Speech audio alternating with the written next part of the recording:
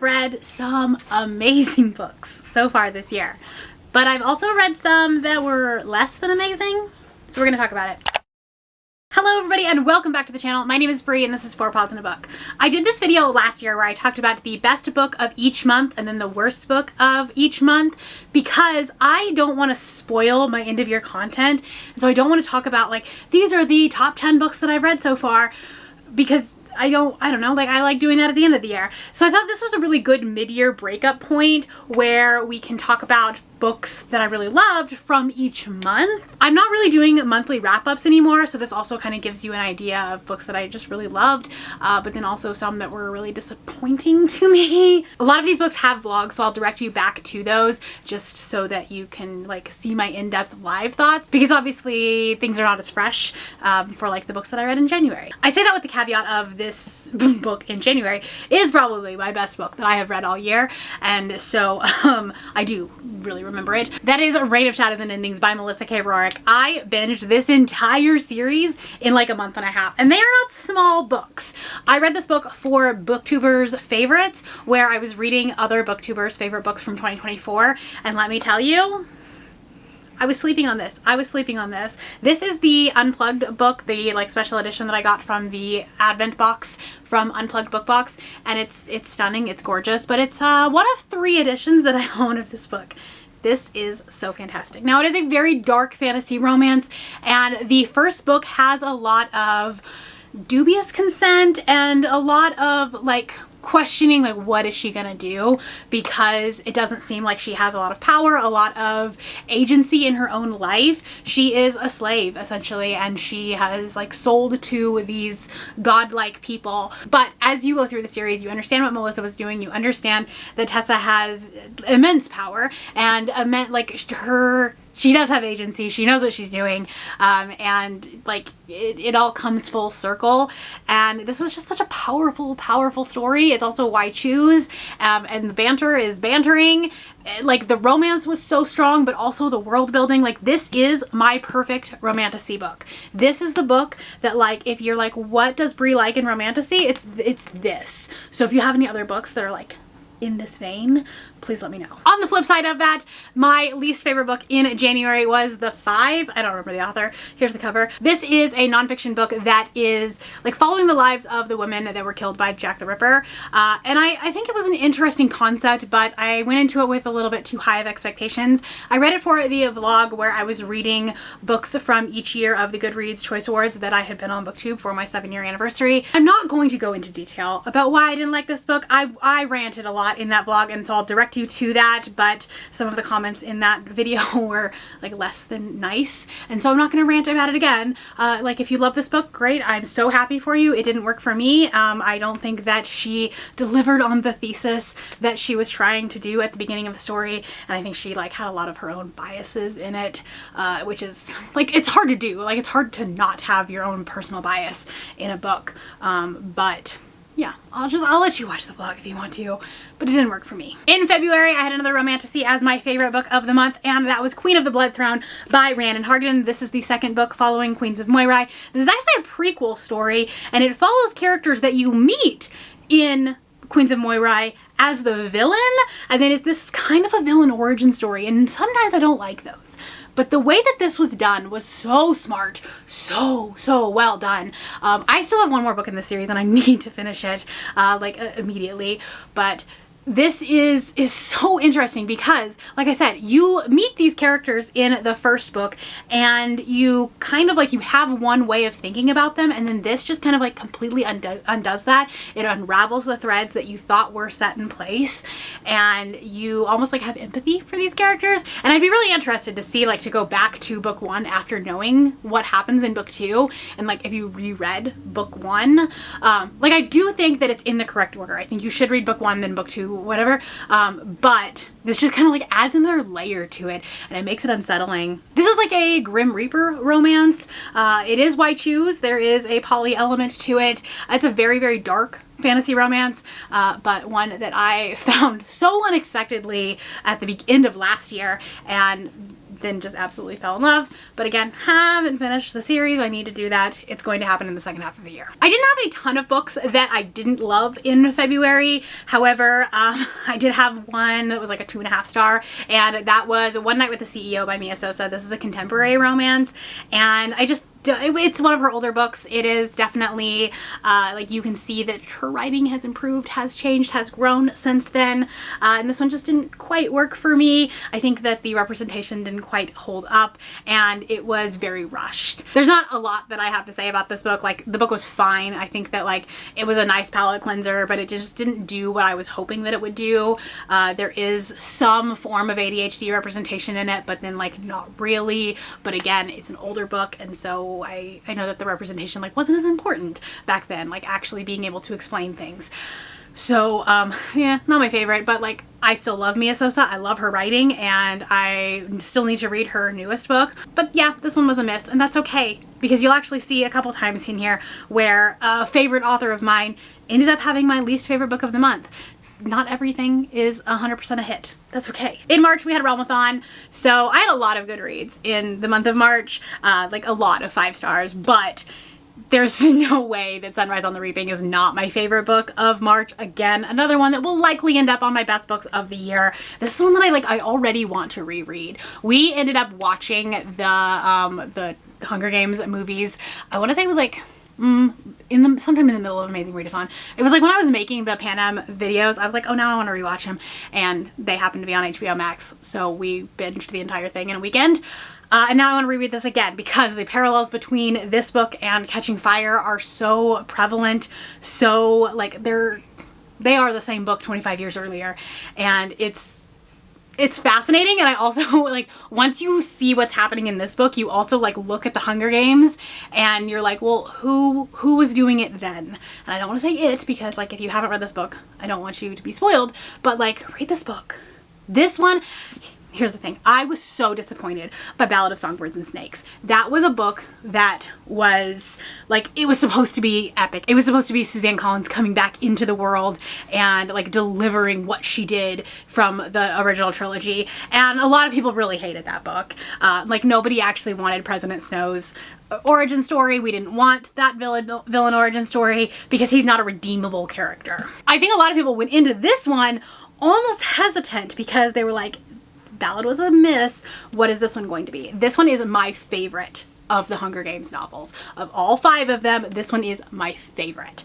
It will make you angry. It will make you sad. It will, like, the roller coaster of emotions that you are in from page 1. It's phenomenal. I mean, she quotes the epic dystopian stories on the very like introductory page. All propaganda is lies, even when one is telling the truth. I don't think this matters so long as one knows what is doing and why.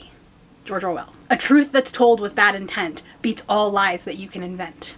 William Blake. Suzanne has always said that she writes another book when she has something to say about the current situation, about the current world that we are living in. And my God, did she have something to say with this one? And we needed to listen to her. We needed to. We're not. The country is not listening to her, but we should be. My worst book for March was A Fire in the Sky by Sophie Jordan. And I think for this one, it was just because I had really high hopes for it. I think that this one had the potential to be really good, but everything just fell short. It was such a small book, but such a unique world building. And so I kept asking myself, why? Why are the characters acting this way? Why is the world set up this way?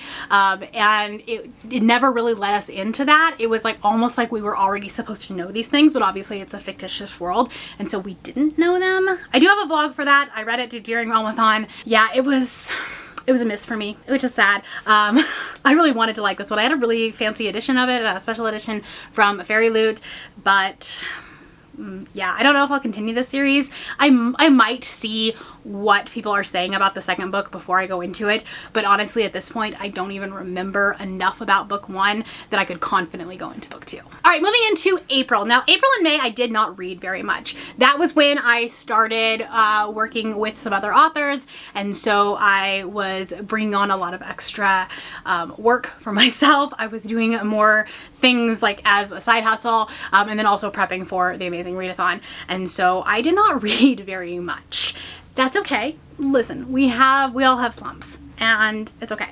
But I did find a win in Swift and Saddled by Lila Sage. Now, I was really worried about this series. I own the entire series, but I'd only read book 1, and I had given it 3 stars. And I was like, everyone else is loving it. Why am I not loving it? Why did I only give that book 3 stars? And then I read this one. And the representation in this book, the depression representation, is so good. There's also a lot of descriptions and like depiction of our female main character being in an abusive relationship prior to meeting our male main character. And that was just something that really resonated with me, something that like I have been through, not quite to the extreme that our main character was. Like our female main character, in her original marriage, her original relationship, she wasn't allowed to learn how to drive a stick, and then their vehicle was a stick shift, and so that was like his way of controlling her, of like he had to take her everywhere because he didn't want her having that individual freedom. And it's just something that like we don't necessarily think about if you're not in that situation, but it's heartbreaking. And as somebody like who was kind of sort of in a toxic controlling relationship, more on like the financial aspect of it, but it was just something that like I almost cried with this book. I did. I almost cried. I don't cry in books. And this was just something that like I'm just sitting there listening to this book going like, that hits home. That's hard. So I continued on with the series. I'm so glad that I did. I have one more book in the series left, but I gave the other 2 5 stars. This was definitely the best book of April. On the flip side, my least favorite book of April was Hunt on Dark Waters by Katie Robert. Again, a favorite author of mine, an author that I typically give 4 and 5 stars to, and this one just didn't work for me. It's a boat book, and I don't love boat books. I've now figured out that like that series just doesn't work for me because I read the second one in June and didn't love that one either. It's just not a book for me. It's not a series for me, and that's okay. This is kind of like a portal fantasy. So she ends up on this ship in this like what is like a mirror dimension, almost like a pocket dimension, that's what I'm trying to say, between different worlds, and this ship is like supposed to go and like collect people that didn't quite make it to their dimension, and I think that the world building like was really lacking because the forefront of it was supposed to be a romance, and that's like what Katie is known for, but we just didn't get enough of the information like about the world. I think that like it was a really interesting idea. Like this pirate ship was bigger on the inside and like, you know, had this like TARDIS element to it, and I was like, that's really cool. But we didn't learn about it. Where did it come from? Why is it the way that it is? Don't know, but the 2 characters are hot and they're fucking. That's all that we really needed to know.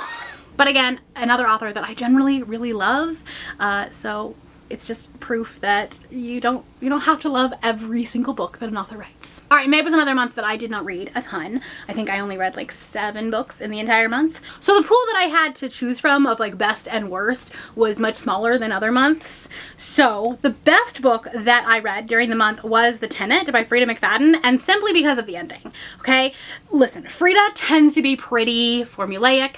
She has those plot twists that you know are gonna be there. We may not know exactly what's going to happen, but you know that like something's going to happen about the halfway point. It's going to be crazy. I think that this book was very, very predictable in its unpredictability up until the very end. And that last chapter just like turned everything on its head. And I love when thrillers do that. I've read a couple since then, and it's just like, it's so cool when it happens. It's so interesting because the author is like, haha, you thought you knew me. You thought you knew what was going to happen. And then not quite, okay? Like look a little bit more to your left. And that definitely is what happened to this. The last chapter was just so well done. I was actually listening to the end of this book on my commute to work, and there's about like I have about 5 minutes between the time that I get off of the freeway and when I like park at my office, just like, you know, stoplights and things like that. I finished this book literally as I was on the off ramp, like getting off the freeway. And then I just sat in silence for those 5 minutes, sitting at the light, like trying to process what had happened, and everyone that you thought was like, you know, you're like, okay, no, that's a safe person. Nope, not at all. So props to Frida for surprising me once again. I had a great time with this. Is it like a best book of the year? No, but I had a fun time with it, and sometimes that's all you need from a thriller. My least favorite book for May is going to make a lot of you mad. It's going to upset you. Now, let me preface this by saying it was a 3-star book, okay? I just didn't read a lot in May, and so again, I don't have a lot to choose from. But this is the lowest rated book that I had in May. That's The Wind Weaver by Julie Johnson. And I say that because I know that this is going to be on a lot of people's best books of the year. A lot of people love this book, and rightly so, okay? This book, I can see why works so well for some people. It has such a unique magic system. It has the banter. It has everything. Like, on paper, this book should have been a favorite of mine. It should have been. But I found that the book tended to be a little bit repetitive. She was going through the same thing over and over and over again. Like, I was like, My Kingdom for a training montage. That's all I need. I needed an info dump. I needed something that was happening that, like, I could understand what was happening. A lot of it was because, like, our character didn't know what was happening, but because of that, we as the reader were not let in. And I know that was an intentional choice, right? That is the idea. But I don't like not knowing things. And because of that, once we figured stuff out, it was a little bit like too little too late for me, and I had stopped caring. So I will read more from this author. I will likely pick up book 2. Like I said, this is not a bad book by any stretch of the imagination. It was a 3-star read for me, but like, because I didn't read a ton of books, and a lot of them were really good in May, this is the lowest rated book of the month. Can we still be friends? Please, thank you. Okay.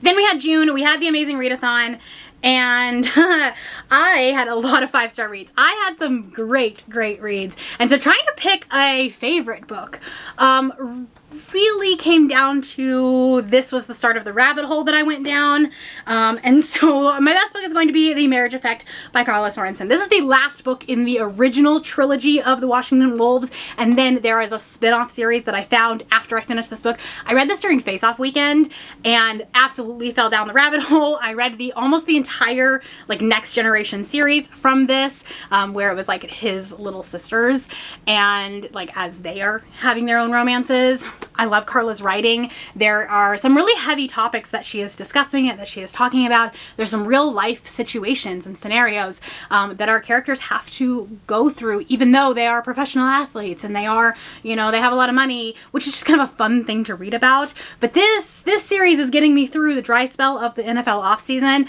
and if you see a lot of these on the wrap-ups over the next couple of months, mind your business, because I'm obsessed, okay? I'm obsessed with this. I also, like, I posted on my story after I read this book. I mean, this is kind of why this one also holds such a special place. Because I've, like, given the entire series since then, like, at least 4 stars, if not 5.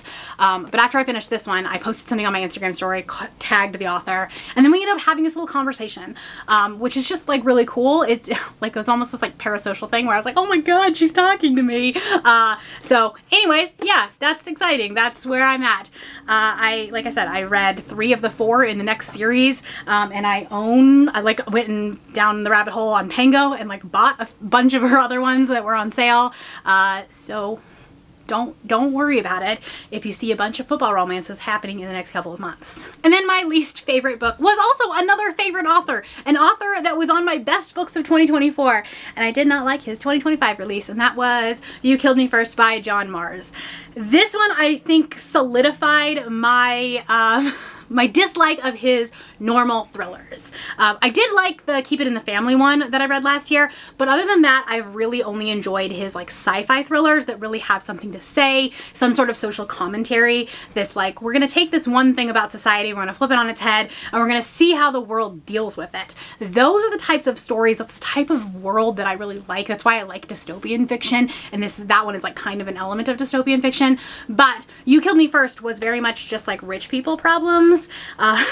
And I just didn't care. There was, again, a lot of characters, and they didn't really have very unique voices, and it was like we already knew what had happened, and then it was like, because you know what happens at the beginning, and then they kind of backtrack and they kind of lead up to how we got there. And because I never actually, like, cared about any of the characters, I didn't care how we got there. So again, a miss. But I still love John Mars. I still will read more of his work. I think I'm pretty caught up on his backlist. I think I maybe have like 2 or 3 more left. But it kind of tells me that like I might just focus on his more like sci-fi social commentary stories and less like on the ones that he comes out with that are more just your typical thrillers. So those are 6 books that I really, really liked, and 6 books that were disappointing, let me down a little bit, just weren't my favorite. Tell me a book that you absolutely loved in the first half of the year, and we'll have a little recommendations thread going on in the comments. If you missed it and you want to check out some of my vlogs, I'm going to put one here and one right here for you so that you can check them out and see my live thoughts. And if you're not feeling chatty, let's put a football emoji. You got to do it. That's all I have for you today. If you're new here and you have not yet subscribed, there's a little button that you can do so down below the video. If you'd like to hang out with me more, the links to my Instagram, Goodreads, my threads, and my Patreon are linked in the description below. Thank you for watching, and I will see you next time. Bye!